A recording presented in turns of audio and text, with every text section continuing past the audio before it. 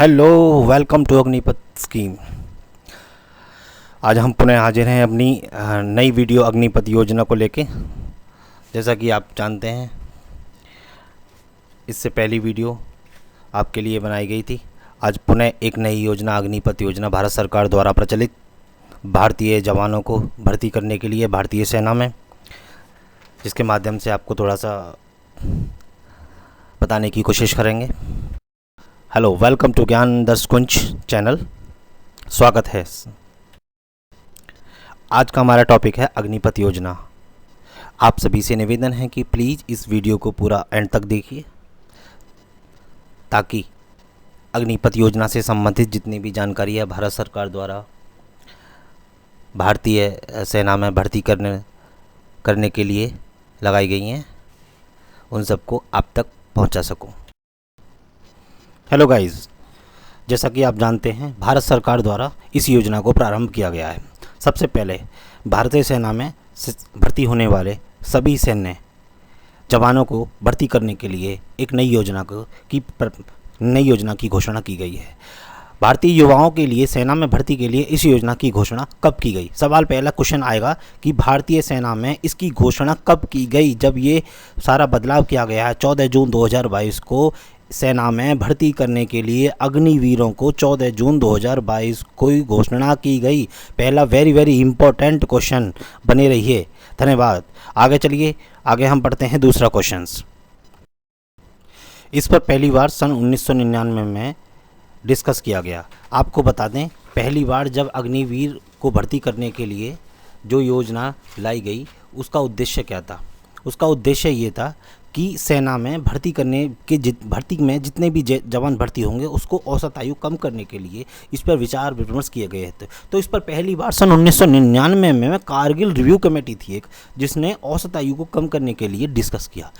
अब सवाल उठता है कि इस सेना में भर्ती कौन होंगे, उनको क्या कहा जाएगा? तो इस भारतीय सेना में भर्ती के लिए जो भी भर्ती होंगे उनको अग्निवीर कहा जाएगा। अग्निपथ योजना के अंदर अग्निवीर भर्ती होंगे और इसमें केवल सशस्त्र बलों वाले लोग भर्ती होंगे। ये योजना, जैसा कि बार बार मैं कहूँगा, बताया हुई है कि ये अधिकारियों के लिए वैलिड नहीं है। अधिकारियों भर्ती नहीं होंगे, केवल जवान भर्ती होंगे। नौसेना में भर्ती होंगे, थल सेना में, जल सेना में केवल जवान, क्लर्क, स्टोर कीपर इत्यादि आदि की भर्ती की जाएगी। इस योजना को लेकर जो भी हिंसा हुई, उसके बाद प्रेस कॉन्फ्रेंस के माध्यम से भारतीय सेना के तीनों अध्यक्ष ने अपनी आशंकाएं को दूर किया और 19 जून 2022 को ये कार्य किया।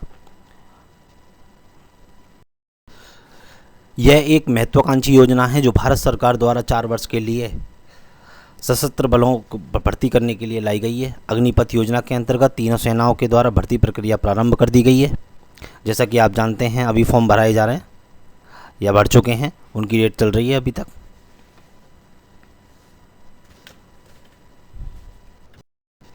आपको बता दें कि सेना में किस प्रकार से कौन कौन से पद पर कौन कौन रखा जाएगा। सबसे पहले थल सेना में जो रखे जाएंगे वो जवान रखे जाएंगे। उसके बाद नौसेना में यानी नेवी में जो रखे जाएंगे वो नाविक रखे जाएंगे और वायुसेना में एयरमैन रखे जाएंगे। इस प्रकार से 3 पद इसमें भर्ती किए जाएंगे। अब सवाल यह उठता है कि इस सेना में 4 वर्ष की भर्ती के बाद जब क्या मिलेगा, कैसे भर्ती होंगी, क्या होना चाहिए, क्या सर्टिफिकेट है, क्या एलिजिबिलिटी है, ये सब डिस्कस करेंगे।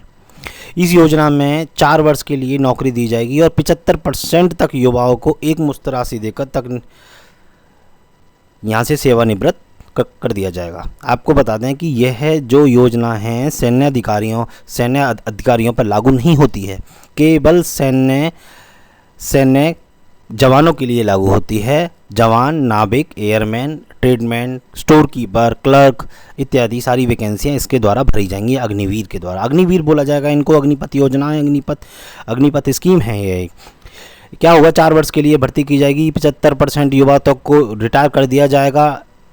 इसमें एक सर्टिफिकेट भी दिया जाएगा इस योजना में। यह योजना केवल सैन्य जवानों के लिए ही लागू होगी, सैन्य अधिकारियों पर यह नियम लागू नहीं होगा। आर्मी में इन भर्तियों के तहत जो भी भर्ती किए जाएंगे वह इस प्रकार हैं: जनरल ड्यूटी, तकनीकी क्लर्क, स्टोर कीपर, ट्रेडमैन इत्यादि। वर्तमान में जो भी आर्मी की भर्ती चल रही है उसी के तहत अग्निवीरों की भर्ती की जाएगी। आपकी जानकारी के लिए बता दें, अभी तक शॉर्ट सर्विस कमीशन के माध्यम से 10 वर्ष के लिए अफसरों की नियुक्ति होती है, जिसे बढ़ाकर 14 वर्ष तक सरकार द्वारा कर दिया जाता है। इस व्यवस्था में अभी तक कोई बदलाव नहीं किया गया है।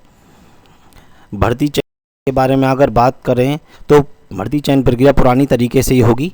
जिस प्रकार से भर्तियां निकलती हैं जिलेवार, आप जानते हैं कि समस्त ज़िलों में अलग अलग जिलेवार भर्तियां होती हैं। बहुत भीड़ रहती है, सड़कों पर भर्ती होती है, बहुत मेहनत करते हैं लोग। स्टूडेंट पहले से तैयारी कर रहे होते हैं, जिसमें फिजिकल टेस्ट होगा, उसके बाद रिटन पेपर होगा। ये दोनों प्रोसेस कंप्लीट होने के बाद ही चयन प्रक्रिया का प्रोसेस पूरा होगा। फिजिकल टेस्ट और रिटन टेस्ट होगा। अगर इसमें उम्र सीमा की बात करें तो 17.5 वर्ष से लेकर 21 वर्ष तक की घोषित की गई है अग्निवीर के लिए। परंतु 2022 में पहली बार इस योजना को लागू किया गया है, तो पहली बार इसमें एक छूट दी गई है 2 वर्ष की कमीशन द्वारा, क्योंकि बीच में कोरोना महामारी, वैश्विक महामारी आ गई थी 2 वर्ष के लिए, इसलिए उन सब का फ़ायदा हो सके तो इसमें 21 वर्ष से 23 वर्ष कर दिया गया है। उसके बाद छूट की बात करें तो 2 साल हो ही गई है, 23 वर्ष कर दिए टोटल। वजह कोरोना महामारी रही इसकी। अब देखी जाए तो इसके पात्रता मानदंड क्या होंगे, एलिजिबिलिटी क्या होगी, क्या क्या होना अनिवार्य है। कुछ नहीं है, ज़्यादा कुछ नहीं होता। नॉर्मल पढ़ाई होनी ज़रूरी है, 10th या 12th पास होना अनिवार्य है। यदि कोई अभ्यर्थी अगर 10th पास है और 12th पास नहीं है तो 10th पास करने के बाद उसको 12th कराई जाएगी। NIOS ओपन बोर्ड है, उसके द्वारा भारत सरकार द्वारा सेना द्वारा 12th भी कराई जाएगी और एक उसको टेक्निकल सर्टिफिकेट भी दिया जाएगा। और 4 वर्ष की सेवा करने के बाद जब वो रिटायर होता होगा अग्निवीर, तो उसको एक तकनीकी प्रमाण पत्र दिया जाएगा, ताकि वो तकनीकी प्रमाण पत्र रिटायर होने के बाद भारत के अंदर, समग्र भारत के अंदर कहीं भी अप्लाई कर सकता है। और उसमें 10% का कोटा, आपको मैंने पुरानी वीडियो में भी डिस्कस किया था कि 10% का कोटा भारत सरकार द्वारा नियत किया गया है पूरे भारत में अग्निवीरों के लिए। कहीं भी जाकर डायरेक्ट सीधा 29 जुलाई 1999 में कारगिल रिव्यू कमेटी की स्थापना की गई थी और इसको संसद में पहली बार 23 फरवरी 2000 को पेश किया गया था। अगर महिलाओं की बात की जाए तो महिलाओं के लिए जो ट्रेनिंग का समय नियत किया गया है वो 6 माह नियत किया गया है और सर्विस 3.5 वर्ष की होगी, 3.5 ईयर्स की होगी। जीवन बीमा की बात करें तो इसमें भारत सरकार द्वारा 48 लाख रुपए का गैर अंशदायी जीवन बीमा की राशि नियत की गई है। अब अग्निवीरों के फ़ायदे क्या क्या हैं, अग्निवीर बनना क्यों चाहेगा कोई, डिस्कस करते हैं इस समय। 4 वर्ष के बाद जो अग्निवीर का कुल वेतन होगा वो 11,72,160 रुपये होगा। 4 वर्ष की जो बचत होगी वो 5 लाख रुपए होगी, 5.202 लाख। 4 वर्ष के बाद अब क्या होगा, जो सैलरी मिलेगी उसमें से आप जैसे जानते हैं सभी सरकारी कर्मचारियों को नई से पेंशन तो है नहीं। इसी प्रकार 4 वर्ष की सेवा में भी इसी प्रकार सरकार ने एक योजना बनाई है। वैसे तो बहुत अच्छी योजना है, बाकी अपने अपने देखने का नज़रिया है सबका। तो 4 वर्ष का कुल वेतन 11,72,160 रुपये बैठा है। 4 वर्ष में जो सरकार द्वारा उनकी तनख्वाह से जो कटौती होगी वो 5.02 लाख होगी। और 4 वर्ष के बाद सरकार द्वारा ब्याज सहित जो अंशदान किया जाएगा, सरकार जितना सैलरी से कटेगा उतना ही सरकार भी काटेगी, 5.02 लाख। कुल मिलाकर जो राशि बैठेगी वो 23,43,160 रुपये बैठेगी। अब देखिए, भगवान ना करे, ईश्वर सबकी मदद करे और सबको हष्ट पुष्ट रख के जो भी भर्ती भारतीय सेना में हो या किसी भी जगह हो सही जाए, सही आए, अपने घर लौट के हर माँ का लाल वापस आना चाहिए। भगवान से प्रार्थना करता हूँ, उस ईश्वर से, अल्लाह ताला से सबसे प्रार्थना करता हूँ, ये महादेव से प्रार्थना करता हूँ कि जो भी जाए नौकरी में हमेशा पूर्ण तरीके से अपना हष्ट पुष्ट होकर वापस आए।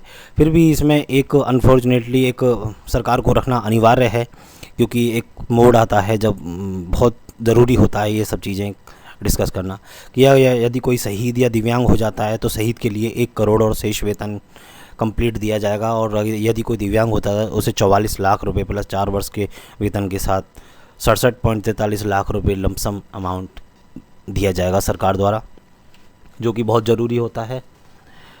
आपको बता दें, नौकरी इतनी अनिवार्य होती है, हम सब नौकरी के लिए तैयारी कर रहे हैं, इतनी वीडियोस देखते हैं, इतना सब कुछ देखते हैं, बिना नौकरी के कुछ नहीं है। नौकरी कैसी भी हो, नौकरी अनिवार्य है। नौकरी से जीवन कटता है, नौकरी से घर जाता है, नौकरी से हमें सीखने को मिलता है।